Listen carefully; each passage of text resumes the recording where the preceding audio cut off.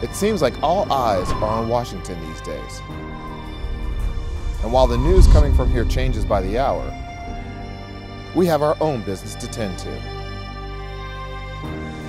For us, it's a rite of spring. A chance to gather as one.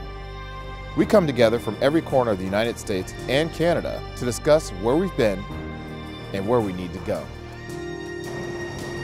It's a call to grow our numbers. It's a call to be the best. It's a call to duty. This is the 2017 IBEW Construction Maintenance Conference.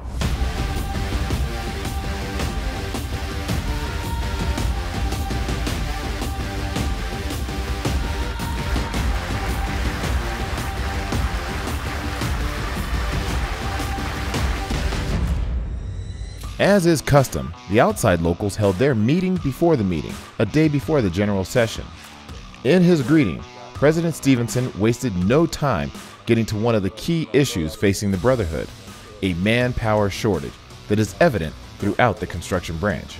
We've been having this challenge for the last couple of years at least, and in some areas continue to have calls that are going unfilled. And the problem with that, of course, is somebody's going to end up doing that work eventually. Right now there's just a ton of opportunity. I mean, the industry is just exploding. So we're pushing to get locals to jump outside their normal sector of the industry and take a look at organizing those sectors that they haven't traditionally been a part of. Some issues directly relating to outside work were covered. Among the topics, Jason Iannelli of the Electrical Training Alliance gave an update on training the outside apprentices. It's all about how best to communicate with them. Giving them the visual content. So shooting little 4-minute segment videos on what they're going to do is huge. Instead of just reading a few chapters and some review questions, now you actually get to see it, understand it, so it's not the first time that you see it in the field. It's actually the second time. It also allows our journeyman linemen that want to come back for training. Sometimes they're embarrassed. And nothing to be embarrassed, we all need more training, but it gives them an avenue at home to kind of bring themselves up to speed. Of course, before any work anywhere happens, there has to be an agreement between our brotherhood and the employer. How we get there is a matter that is open to improvement. We get together every 3 to 4 years.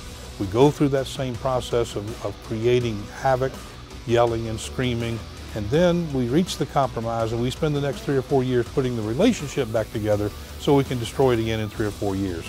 I actually have begun to see a cultural change in this particular union, one that says we don't always have to fight. We have to recognize that we are true partners. Our common goal here is to improve market share, to find a way to attack that problem that we have. And we're beginning to see that culture change and people employing more cooperative techniques in bargaining today. We're hopeful that we will continue to grow this process. We see a lot of younger mindsets coming on the scene that understand this concept. This is not rolling over. This is a behavioral shift. But the key to negotiating thousands of new agreements in the years ahead revolves around the size of the workforce. And make no mistake, that is a front and center issue with President Stevenson. Above all else, our top duty is to organize, organize, and organize.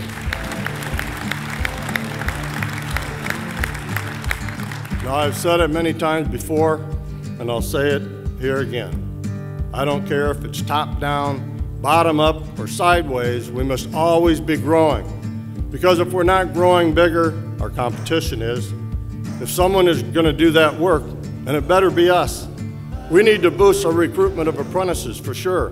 But even if we double up or even triple our apprenticeship program, that's not going to help us in the short term or even the medium term. We have to get out there and recruit the people that are already doing the work in our industry. Because of the work ahead of us, organizing is always our top priority. But now it's even more to the forefront of how important it is that we organize. We have to continue to organize. Code of excellence is another huge issue for us and product for us to go out and let people know who we are, that we are the best. We go out and do a good job every day, and that just helps us continue to market the IBEW and market our contractors as well. This is our chance, so let's seize it. But we can't just organize the workers. We have to organize the work as well. And that's where the business development team is all about. And I've been extremely pleased with the progress that we've made. We've gotten our good name out to some of the biggest construction customers. We can provide the tools and even the manpower.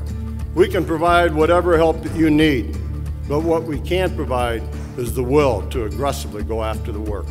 That's up to you. Where there's a will, there's a way.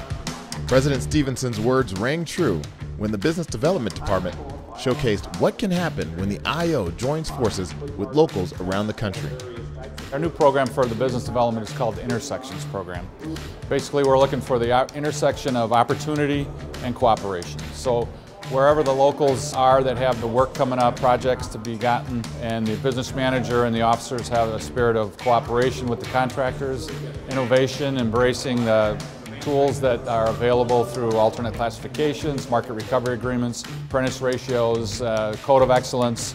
That's where we're looking to concentrate our efforts. Ray Kasmark moderated a presentation made up of several locals demonstrating the success possible when business development works with local leaders. IBEW was brought in to help with a labyrinth of permitting issues that had to be solved to get the Dakota Access Pipeline underway. Working with local leaders and a social media campaign, they made the job a reality. Construction and maintenance of Sheetz convenience stores had been under the domain of the non-union until the IBEW worked with NECA contractors who hadn't chased that work before. Using more competitive ratios, the work started in Maryland, but has now opened the doors for a multi-state expansion involving hundreds of new stores. The new rollout of our Code of Excellence is paying dividends in the construction of a new arena that will house the Detroit Pistons and Red Wings. The owners liked what they saw, and the use of the code spread to all crafts on the job. Our skill and expertise is on display with Facebook, and it's moved to a new headquarters in Palo Alto, California. There's 3 more expansions on the way in the 200-acre site, and Facebook says it looks forward to a relationship with the IBEW for many years to come. Business and membership development came together in Albany, Georgia, where we got the work on a new $220 million power generation project. Manpower was the owner's concern, and we not only increased our numbers, we grew the Albany local to the point where a second generator is now under consideration because we have the manpower to do it.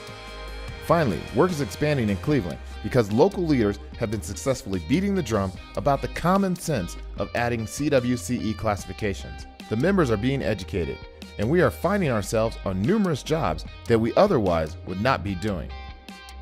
As we know, the challenge of increasing our numbers is not just an external sell to new members, but it's also our current rank and file. Every local union needs to invite their members to a strategic organizing workshop.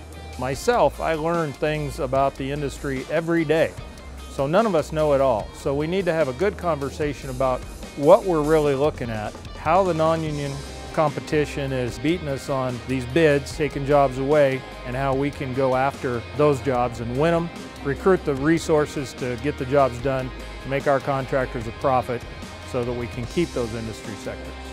Observing with a watchful eye is the membership across Canada.